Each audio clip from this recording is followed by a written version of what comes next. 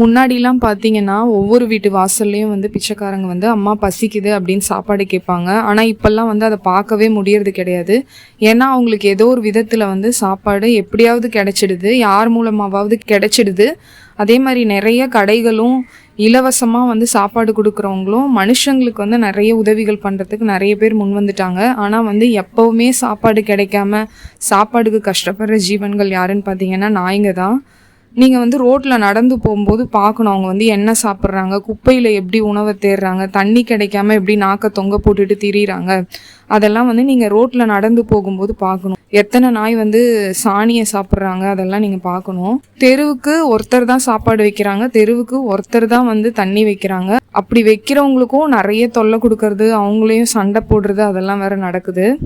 நிஜமாலுமே நாய்கள் மேலே அக்கறை இருக்கவங்க, அவங்களும் பாவம் ஒரு உயிர் அப்படின்னு நினைக்கிறவங்க, ஸ்கூல் போகிறவங்க, காலேஜ் போகிறவங்க, ஆஃபீஸ் போகிறவங்க, இல்லை வெளியே கடைக்கு போகிறவங்க எவ்வளோ பேர் இருப்பீங்க.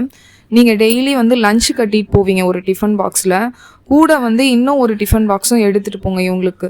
நீங்கள் ஏதாவது ஒரு இடத்துல ரோட்டில் நடந்து போகும்போதும் சரி, இல்லை பைக்கில் எங்கேயாவது போகும்போதும் சரி பார்த்துட்டே போங்க. குப்பையில் அவங்க சாப்பாடு தேடிட்டு இருக்கிறத பார்த்தீங்கன்னாலும் சரி, இல்லை வந்து எலும்பும் தோலுமா ஏதாவது டாக் ரொம்ப மோசமாக இருக்க மாதிரி பார்த்தீங்கன்னாலும் சரி, ஒரு சின்ன நியூஸ் பேப்பர் வச்சு அந்த சாப்பாடை வந்து ஒரு டிஃபன் பாக்ஸை மட்டும் நீங்கள் கொட்டிட்டு போனீங்கன்னா கூட போதும். அவங்க அழகாக அதை சாப்பிட்டுப்பாங்க. இந்த மாதிரி இங்கே நிறைய பேர் பண்ணுங்க. அப்போ தான் வந்து அவங்களுக்கும் சாப்பாடு கிடைக்கும். இந்த எலும்பும் தோலுமா இருக்க மாட்டாங்க. உண்மையாகவே அக்கறை இருக்கவங்க இதை வந்து பண்ணுங்க. 3 வேளையுமே விதவிதமாக வீட்டில் செஞ்சு சாப்பிட்றவங்களுக்கு திருப்பியும் நீங்கள் போய் அன்னதானம்னு பண்ணுறதால எந்த ஒரு புண்ணியமும் உங்களுக்கு கிடையாது, எந்த ஒரு நல்லதும் உங்களுக்கு கிடையாது.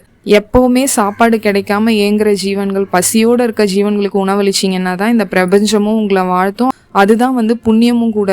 நீங்கள் வந்து நான்வெஜ் தான் வைக்கணும் அப்படின்னு இல்லை. பால் சாதம், தயிர் சாதம், என்னைக்காவது நான்வெஜ் செஞ்சீங்கன்னா அதுவும் ஒரு டிஃபன் பாக்ஸில் வைங்க. ஒரு டிஃபன் பாக்ஸ், ஒரு 2 கைப்பிடி சாப்பாடு, அதில் என்ன ஆகிட போகுது.